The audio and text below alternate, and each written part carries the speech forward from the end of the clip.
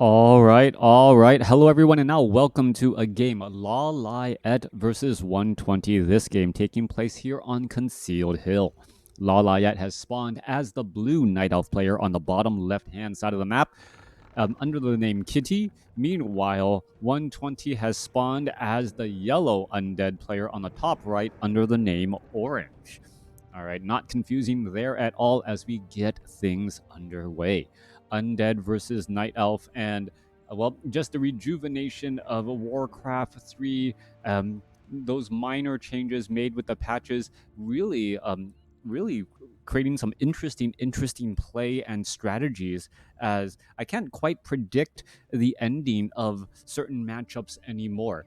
Undead seems to have lost a little bit of its edge, making it so that there are comebacks against undead players. Other times it feels like undead is just constantly snowballing, or that once undead players get level 5 on that Lich and on that Death Knight, or maybe level 3 on that Dark Ranger, things are just going to get a little bit out of control. That is no longer a 100% guaranteed case, as we are looking at a Demon Hunter coming in from LawLiet, meanwhile a Death Knight coming in from 120. We are looking at a couple of ghouls getting trained up. Still no graveyard. A second ziggurat there. Tomb of Relics will be completed. And the next thing to know is, well, judge a man by his shopping behavior. Will that Death Knight be selling that Scroll of Town Portal, picking up some sacrificial skulls and a Rod of Necromancy, or just using that Rod of Necromancy, holding on to that Scroll of Town Portal? Well, a lot can be said and understood by someone's shopping behavior. Anyways, getting back into the game here, Forest Troll Berserker there.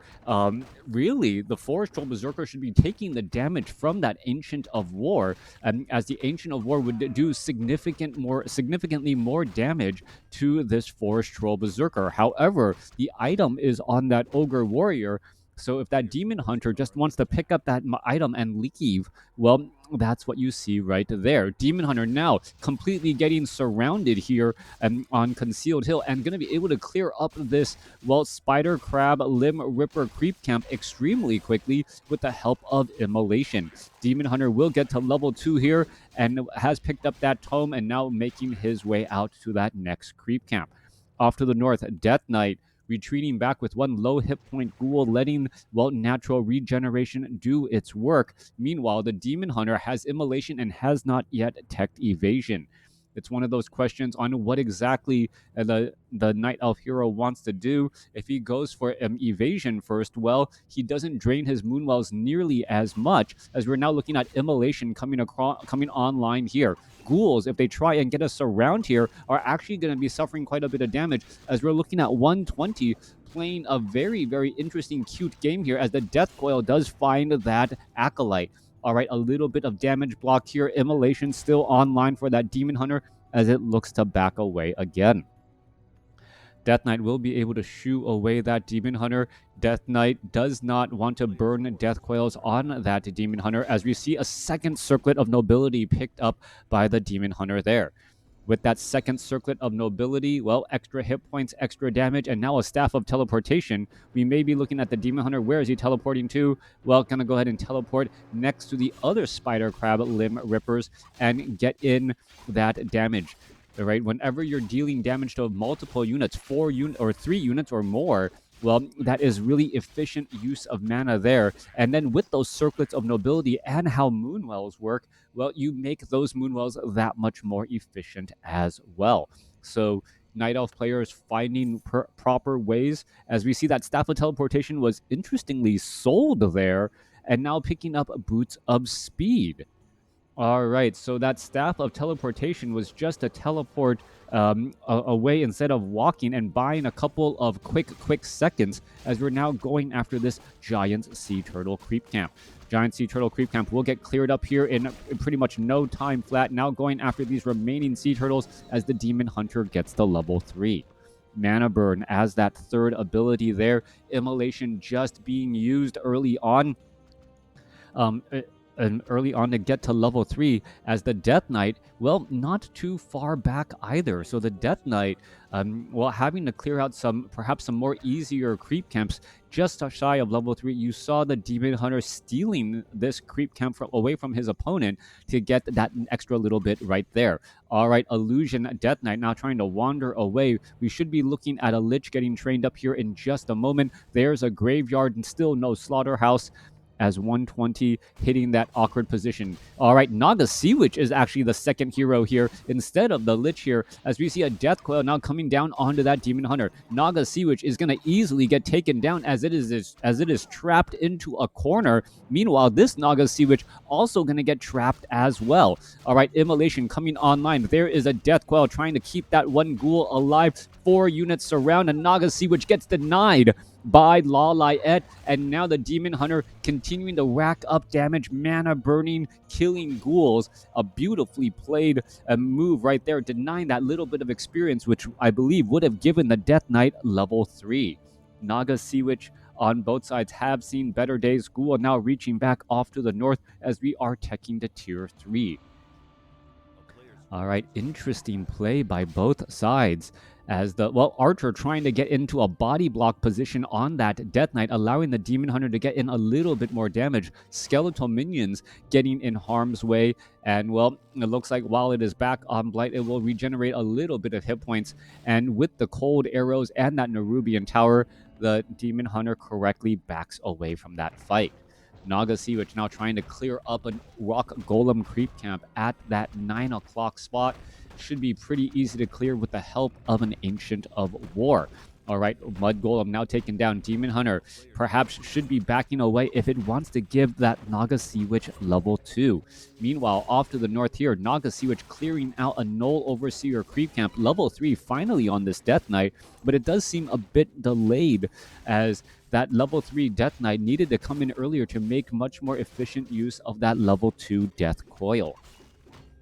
Demon Hunter finishing off that last Forest Troll. High Priest, Naga Sea Witch, I believe, will be shy of level 2 here, even with the Demon Hunter backing away. Well, this is a level 3 Trapper. It may actually be just enough. 204 experience, maybe? No, 207 experience right there on that Naga Sea Witch. All right, off by 3 experience. All right, Demon Hunter looking to back away once more. Illusion now going to go ahead and test the waters, as the Naga Sea Witch is going to go ahead and, nope, that Demon Hunter didn't actually give enough room for that Ogre Lord to be trapped. Nicely played there, using that Illusion, perhaps to pull aggro a little bit away, as the Ogre Lord Illusion is going to get clean up that Death Knight Illusion. All right, not Ogre Lord Illusion. Ogre Lord going to clean up that Death Knight Illusion. Naga Sea Witch now with plus 14 on that auto attack. Those attacks are going to be much more powerful. Meanwhile, we are nearing tier 3 with Slaughterhouse production, and now a Lich should be coming in from behind as well. With this Death Knight, are we perhaps going to be looking at a little bit of a trap here? No, Ogre Lord unable to trap in that position once more. Meanwhile, down to the south side, Demon Hunter getting a little bit of poison, but we see a Pure of Vitality on that Demon Hunter, another item that works extremely well with those Moonwells. All right, drop the Pure of Vitality, drop the Circlet of Nobilities, heal back up. Come on, are you going to do it? There's one Circlet of Nobility. Nope, kept the Pure of Vitality. Not quite sure what that was about. If you're going to go through the effort of dropping the Circlets of Nobility, you might as well do it for the Pure Ups of Vitality to save your mana just a little bit more. All right, a little bit of aggro coming in right there, as the Druids of the Talent. Remember, Druids of the Talon only need adept training, and then they become useful against those destroyers. Ogre Magi gets taken down there, ensnare onto a Druid of the Claw, Obsidian Statue, Naga Sea Witch with some big damage. There's a mana burn there. There's another Shockwave. Shockwave still finding Druids of the Talon here in this Undead versus Night Elf matchup, as the Lich picks up an Orb of Corruption and is on his way to join in on that battle. Naga Sea Witch may transfer some of those items over. That plus 14 attack, really could rack up quite a bit of damage here, as that Lich, removes much of the armor, making that Ogre Lord fall extremely quickly. Claws of Attack plus 12. Now the Naga Sea Witch with plus 26 attack. That is some dangerous damage indeed. Plus 5, plus 9, plus 12. Plus 26 attack. That's pretty much a critical strike every single time, as we're now looking at the Fountain of Health getting cleared out. Those Druids of the Talon making short work of that red dragon that was in the air with that piercing damage, even that ranged piercing damage, 600 range, perhaps being able to pull that Red Drake away. Red Drake currently trying to clear up things. Ghoul is going to clear up the Forest Troll High Priest and the Forest Troll Berserkers down to the south here. We may need to see a Death Coil onto that low hit point Ghoul as the Obsidian statues now making their way over. Lich only having the Orb of Corruption. Naga Sea Witch with all of those bonus damage items right now. I wouldn't be surprised if those items were eventually transferred over, as the Death Knight has no way of easily healing that Naga Sea Witch. And, well, plus 26 auto attack items, well, should be on a hero that you are able to keep alive easily. Coming back around here, Staff of Preservation brings back the Demon Hunter. Demon Hunter going to, well, charge on in, perhaps get a mana burn here, as Druids of the Talon are going to try and go after these destroyers. A little bit of damage right there, and quick Devour Magic, only to get within Druid Talon range and suffer a lot more damage again. There's a, well, scroll of Town Portal after a Death Coil to quickly try and retreat back. Druids of the Talon with upwards of 41 piercing damage at a fast or an average attack rate. That's rather scary overall, as the Druids of the Talon are finding new ways to be useful in this Night Elf versus Undead matchup. Could have sworn I said years ago that Druids of the Talon should not have magic damage, since it is, well, not very useful at all. Now we see them with piercing damage and how effective they can be, almost working similar to what Vikings in, well, StarCraft 2 Wings of Liberty. Still better in the air, but still can be useful on the ground. Coming back around once more, we're looking at, well, destroyers, true destroyers in the air. They do have mana, but remember, they do have a magic. They do extra damage against heavy and light armor. I believe these guys do have light armor. No, they are currently unarmored, as we're looking at the Demon Hunter trying to retreat back here. A lot of cold damage, trying to get a surround with those ghouls, and there's a mana room back on that Death Knight. Units still trying to retreat back here. Druids of the Talon, there's a big roar. We could be looking at some Devour Magic, as the Demon Hunter able to heal up nicely with the help of those Moonwells. Fighting back at home is a big advantage. More piercing damage going back and forth. Who's winning out? There goes another destroyer. Another destroyer round of attacks is going to get finished off. No, it is not, but it could end up getting finished off there. There it gets taken down. Beautifully done. The Druids of the Talon now going to go back into, it looked like, yes, they're going to go into Druid form and perhaps try to join in the battle on the ground. Druids of the Claw in the frontline spot. There's a Staff of Preservation trying to save this Druid of the Claw here. Doesn't want to take a Death Coil or Frost Nova or Fork Lightning from the back. 50 supply compared to 48, as the Druids of the Talon, well, now getting mastery training to perhaps a Cyclone and pick up some of those units. Once the destroyer is gone, which is easy for the Druids of the Talon to do, poke apart that destroyer. Once it is gone, using Cyclone to divide and conquer the undead army is a very viable strategy.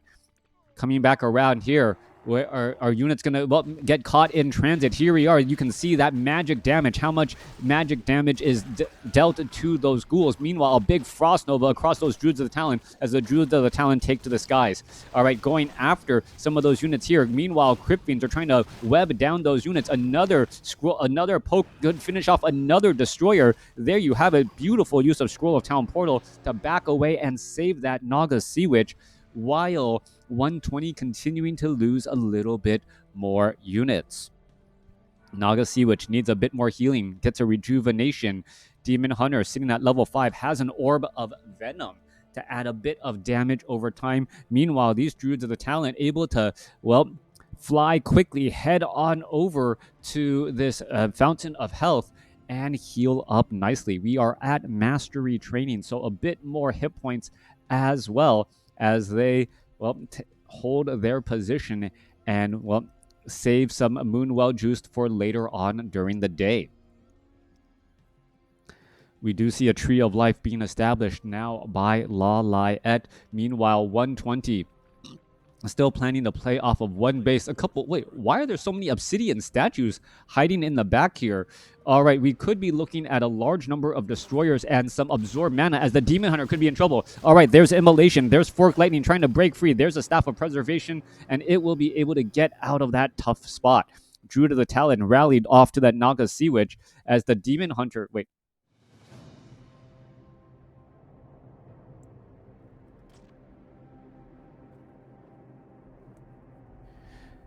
Did 120 forget that he had destroyers inside, or obsidian statues inside his base? 120's army was not that bad. He had 3 obsidian statues inside his base.